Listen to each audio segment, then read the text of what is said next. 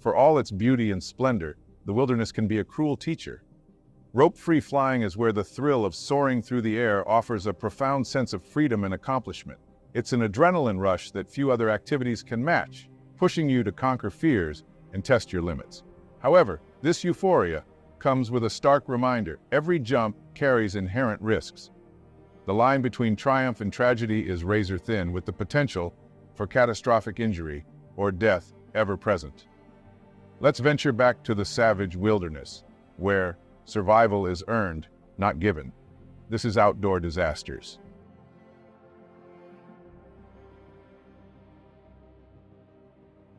Rope-free flying is an extreme sport where participants leap off a cliff while anchored to a highline system with a rope.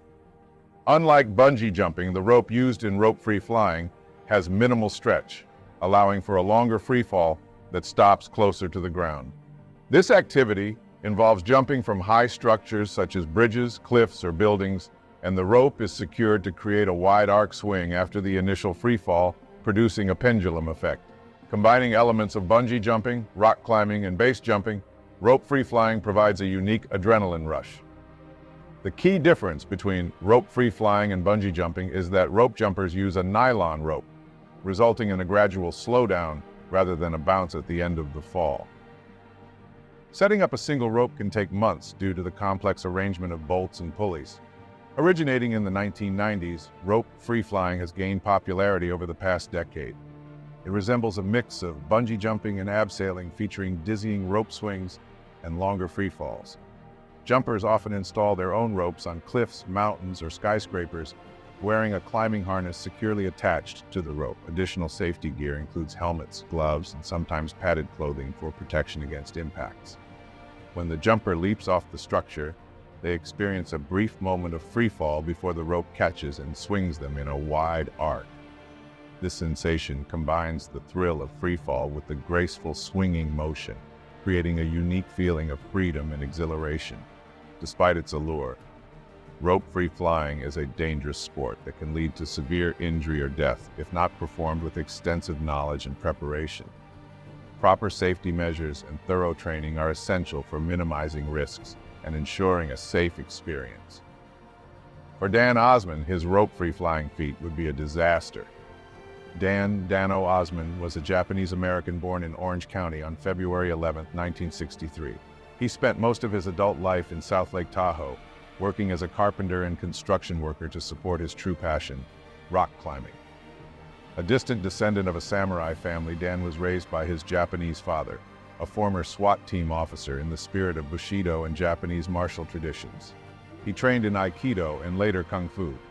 At the age of 12, his mother encouraged him to start climbing. Although he showed talent, Dan described himself as a slow developer, taking 8 years to become an expert climber. Climbing transformed his life, leading him to spend countless hours, either with friends or alone, scaling the cliffs of Cave Rock near the eastern shore of Lake Tahoe. He had that perfect build, says Dave Griffith, his longtime friend and climbing partner. He was light but strong, with an ideal strength-to-weight ratio. Griffith first met Osman at Joshua Tree National Park. Both were headed toward a challenging climb called Acid Crack on a cold, deserted day. As Griffith struggled with the climbing problems, Osman quickly ascended the route to demonstrate the footwork, then descended to coach Griffith through the moves. Griffith eventually succeeded, realizing afterward that Osman had effortlessly completed 4 laps on Acid Crack. In those days, to do laps on Acid Crack to be that good, you had to be somebody, Griffith recalls. At that time, Osman was a nobody in the climbing world, but he wouldn't stay that way for long. Gradually, Dan Osman evolved into a seasoned climber renowned for his meticulously crafted routes that captivated fellow climbers with their beauty. Beyond traditional climbing, Osman found an intense thrill in solo ascents.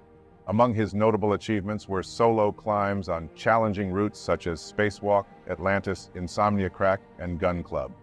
However, it was his solo ascent of the Slayer route that propelled him to fame within American climbing circles.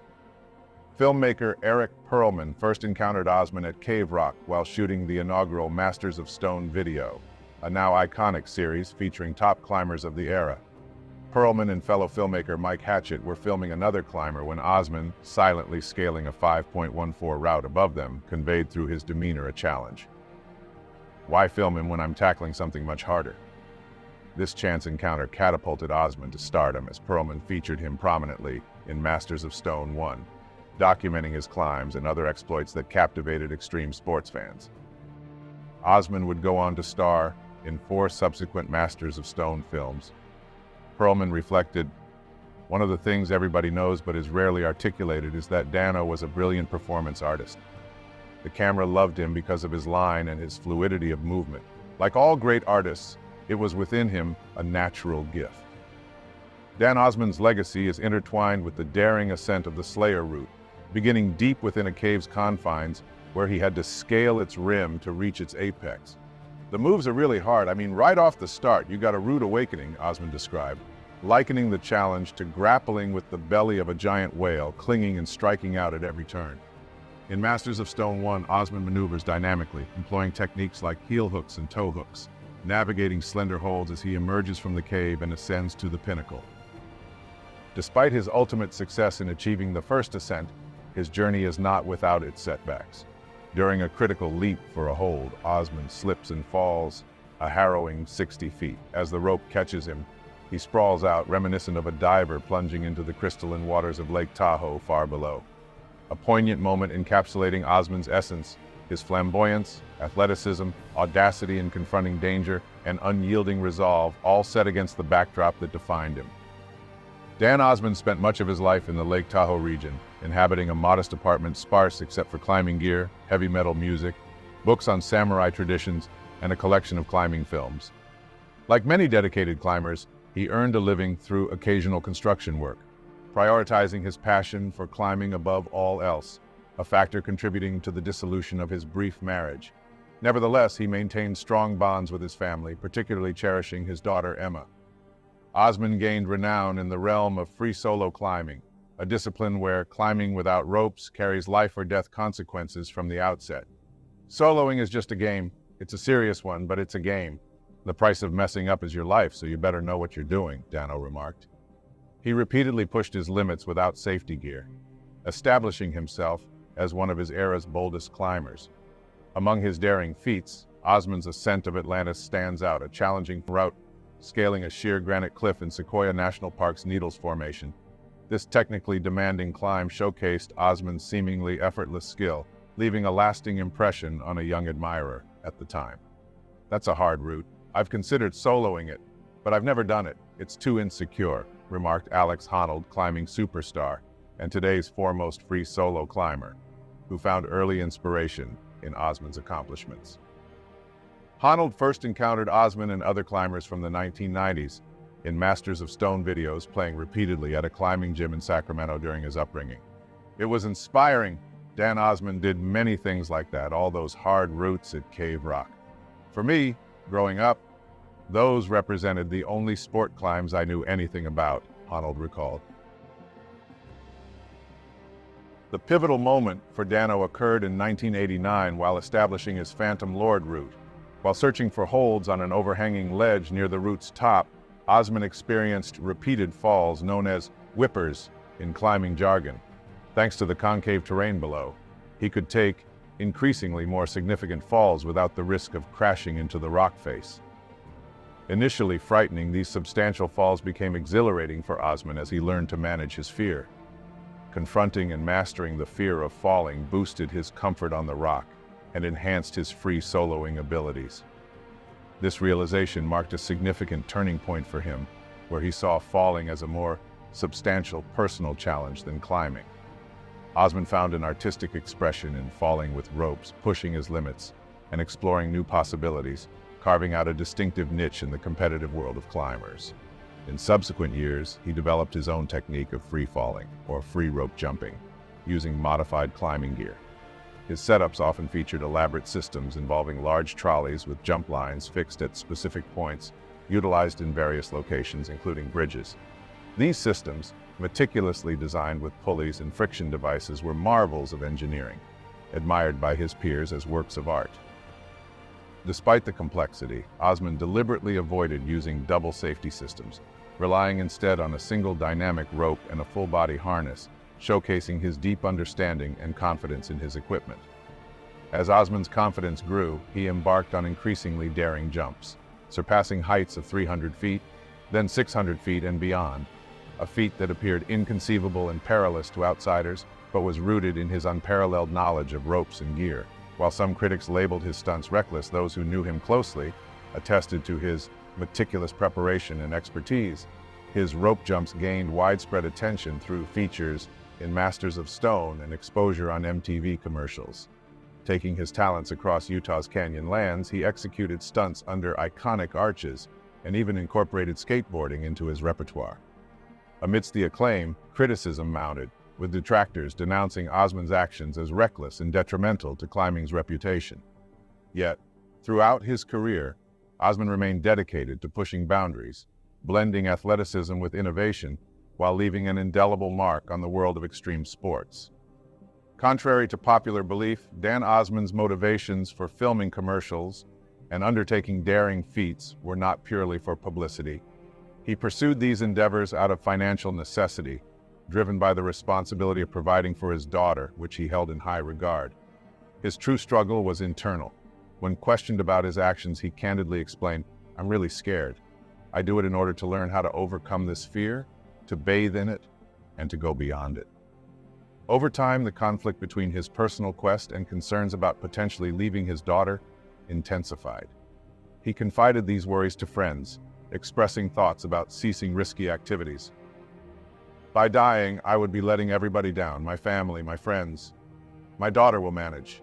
She'll be okay, but I'd be robbing her," Osman asserted. Nonetheless, he continued climbing and participating in films like the Masters of Stone series. His appearances in the fourth installment shocked seasoned climbers and sparked heated debates within the climbing community, with extreme opinions circulating. By this stage, Osman's climbing prowess was such that what seemed reckless to others posed less danger to him because of his expertise. However, his increasingly audacious rope jumps began to irk park authorities and rangers, who viewed his actions as an invitation for unprepared individuals to attempt similar feats. Despite not violating any rules, Osman garnered genuine adversaries due to the extreme nature of his exploits. Approaching his mid-30s, Osman planned his most ambitious rope jump yet in Yosemite's breathtaking setting, the Leaning Tower. Surviving previous challenges like the Forest Hill Bridge jumps, he aimed to surpass his own records by rigging a 1,200-foot or 365-meter horizontal rope system stretching from the Fifi Buttress to the iconic granite cliff of the Leaning Tower, towering over Yosemite Valley. This setup enabled jumps exceeding 1,000 feet or 300 meters, setting new benchmarks in extreme sports. In October 1998, accompanied by friends, Dano Osman arrived in Yosemite with the goal of setting a new record. Osman and his jumping partners rigged a 1,200-foot or 365-meter trolley between the Leaning Tower and Fifi Buttress. Osman's initial jump utilized a 600-foot or 180-meter rope, progressively increasing the length for subsequent attempts. Among those who joined Osman in jumping was Dean Potter, the renowned climber known for setting speed climbing records on El Capitan. Despite participating, Potter admitted the experience wasn't suited to his preference for control. "My climbing has always been about control, so throwing myself off the rocks like that, thinking maybe I live, maybe I die, pretty much freaked me out," Potter confessed. Driven by a desire to break records and push limits, Osman continued to extend the length of the rope and the distance of his falls. During preparations for one of these jumps, his daughter Emma tearfully called him, expressing concern. Immediately prioritizing her, Osman left Yosemite, hastily driving to be with her. Upon his return to the valley 2 days later, however, he faced arrest by park authorities on unrelated charges stemming from unpaid parking tickets and other minor offenses. The situation escalated as he was initially placed in a cell with another climber, and an improvised drum concert led to allegations of incitement to riot in a federal prison. Subsequently, Osman spent 12 days in solitary confinement before friends raised $25,000 for his bail, securing his release. Despite his release to family in Reno, where he spent time with Emma and filmmaker friend Eric Perlman, who had offered his home as bail collateral. Perlman sensed Osman's deep-seated restlessness. He was depressed as hell after all that time alone in jail, and when he got back to Yosemite and saw all the hard work and creativity it had taken to put up the rig. Perlman stated, but could not finish the sentence, knowing about the tragic event that would follow. On Wednesday, November 18, 1998, Osman contacted his friend Miles Daisher, requesting a ride to Yosemite to dismantle the rig. They departed late on the 20th, arriving the following day and scaling the tower that night. However, instead of dismantling the rig the next afternoon, Osman opted to make a 925-foot or 280-meter jump using ropes that had endured intermittent rain and snow for over a month. I asked him about that because I'd heard that rope loses strength when it gets wet. He said it did lose a little, but that these ropes were the kind they use on Everest. That they were designed to hold up in wet, freezing conditions and they'd be fine. So he jumped, and it was a good one. No problem. Then I jumped, and it was great. We were having a blast, Miles recalled. That evening, they stocked up on provisions at the village store and discussed Osman's plans for a record-breaking jump the next day, with no mention of dismantling the rig. At 4:15 p.m. on the 23rd, Daisher executed his jump and descended using ropes stored in a waste pack. Returning to the tower around 5:30 p.m., he found Osman rushing to reset the rig, racing against the fading light to prepare for his ambitious jump. Miles harbored a sense of unease about the jump. Osman had chosen a different approach angle, necessitating a leap over the retrieval line. With darkness closing in, Osman was also extending the rope by an additional 75 feet or 22 meters, 3 times more than his typical jump distance. He was jumping on 1,000 feet of line, which meant he was going to be only about 150 feet off the ground when he stopped. I was really skeptical. I kept saying, "I don't think so, Dano, I don't like this," Daisher recalled. Osman reassured him everything was prepared, then pulled out his phone to alert friends about the record-breaking jump. Securing the phone in a chest case, he initiated the countdown. Daisher observed Osman's headlamp vanish into the night, followed by the sound of the rope stretching and beginning to whip, abruptly ceasing. Daisher heard Osman scream. A heavy impact followed, causing Daisher to fear Osman had collided with a tree and sustained injury. Daisher called out to Dano and attempted to use the radio, but he received no reply, which sent him into a panic. Daisher descended rapidly to the base and traced his headlamp beam through rocks and trees until he spotted the frayed end of the rope hanging from branches above. There, he found Osman lying peacefully on his side. After checking for a pulse and finding none, Daisher sprinted across the boulder field to a nearby parking lot payphone, where he urgently called a friend, tears streaming down his face. "Dano's dead," Miles sobbed. "He's on the ground. I just saw him. He's dead." Daisher dialed to report the accident. A coroner arrived with park rangers who attempted to reach the site, but turned back due to the slippery conditions caused by rain-soaked boulders. Later, they contacted Dean Potter, then a member of Yosemite Search and Rescue, asking him to locate the body. Potter arrived that evening, camping overnight to safeguard his friend's remains from wildlife, unaware of his similar fate that would occur 17 years later in a base-jumping accident off Taft Point in Yosemite. The following day, Potter examined the ropes to determine the cause of the accident. Dan Osman passed away on November 23, 1998, at the age of 35 when his rope failed during a controlled freefall jump. 3 weeks later, the rig remained suspended between Leaning Tower and Fifi Buttress, along with a significant portion of the broken jump line. Park authorities were engaged in an investigation progressing slower than Osman's friends had anticipated. In December, a team retrieved the upper sections of the jump line and sent them to Black Diamond Equipment for examination. The findings revealed that Osman had not anticipated that altering his jump angle would create an excessive load on one of the knots connecting the ropes of his jump line. This strain caused the knots to slip loose. There were also speculations, including allegations that park rangers intentionally damaged his rope, and even suggestions that Osman himself may have done so intentionally. However, laboratory analysis disproved the theory that the ropes had deteriorated significantly due to exposure to sun and rain over 3 weeks. In the years that followed, Dano's life and death sparked continuous debate. Critics who never knew him accused him of reckless disregard for his daughter and family, labeling his actions as immature and foolhardy. Conversely, those close to him viewed him as someone who bravely confronted fear, reaching out to embrace it, an exceptional climber and cherished friend who pushed beyond perceived limits to achieve his goals. Osman's ashes were cast over Lake Tahoe at Cave Rock on November 28, 1998. Over 200 friends and family gathered in the cold, snowy wind to pay their respects, offering heartfelt words, laying flowers, and organizing a benefit and memorial fund for Osman's daughter, Emma. In a poignant final interview, Osman expressed his longing for a quieter period ahead, expressing, "When this is all over, I'm really looking forward to spending some time with my daughter and family and basically park it on the couch for a while. I've been going at Mach speed for quite a while now, and I think it's a matter of time before things start catching up to you, and I've got this hardcore group of guardian angels that need a prepaid vacation." In 2007, the U.S. Forest Service permanently closed Cave Rock to rock climbing. During his time there, Osman meticulously arranged boulders using a winch to create seating areas where climbers could comfortably rest, eat snacks, and prepare for climbs. He transformed the rocky terrain with natural features like rockfalls and gravel, using mortar to craft a floor that evoked a serene, Zen garden effect. Spending over 300 hours on these improvements, Osman turned Cave Rock from a littered party spot into a stunning, revered climbing destination above Lake Tahoe. While many close to him mourned the closure, acknowledging that others could no longer attempt the routes Osman pioneered, it solidified Cave Rock as Dano's unique domain. No further improvements were needed.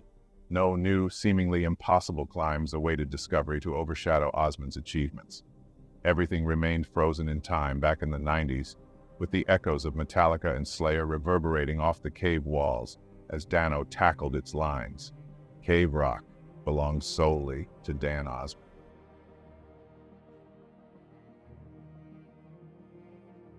Climbing and free rope flying are pursuits that ignite the soul, but the dangers lurking beneath the thrill are stark and unforgiving.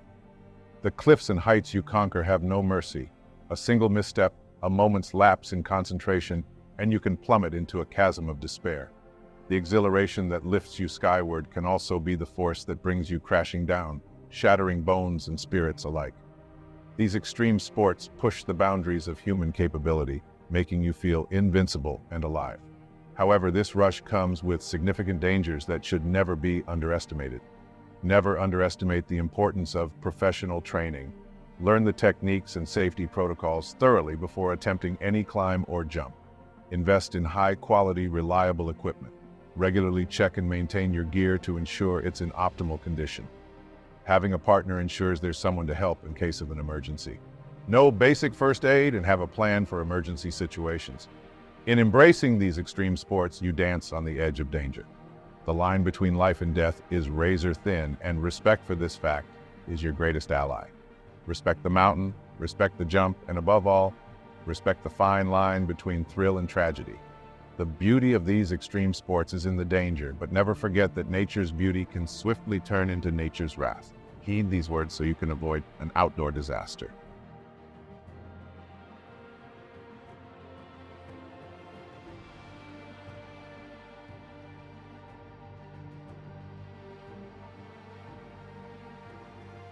Thank you for watching. Want more outdoor disaster content? Check out these stories I believe you'll enjoy.